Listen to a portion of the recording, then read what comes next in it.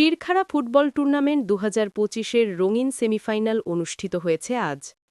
মাঠে মুখোমুখি ছিল শ্রীনদী ফুটবল রাইডার্স আর কালীর বাজার একাদশ। নরম উত্তেজনায় ভরা খেলায় ২-০ গোলের সুন্দর জয় তুলে নিয়ে ফাইনালে জায়গা করে নিয়েছে শ্রীনদী ফুটবল রাইডার্স।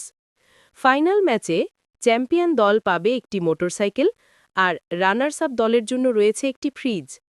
আজকের সেমিফাইনাল দেখতে দূর দূরান্তের গ্রাম থেকে এসে ভিড় জমিয়েছেন হাজারো দর্শক।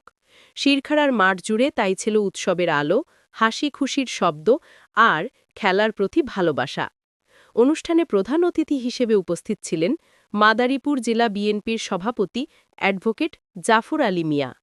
বিশেষ অতিথি হিসেবে ছিলেন শিরখাড়া ইউনিয়ন পরিষদের ভারপ্রাপ্ত চেয়ারম্যান আজম খান। সাথে ছিলেন ইউনিয়নের ইউপি সদস্যরা ও স্থানীয় সম্মানিত ব্যক্তিবর্গ। এই প্রাণবন্ত সেমিফাইনালের পর এখন শিরখাড়ায় বাড়ছে ফাইনাল ম্যাচকে ঘিরে মিঠে উত্তেজনা আর নতুন প্রত্যাশা।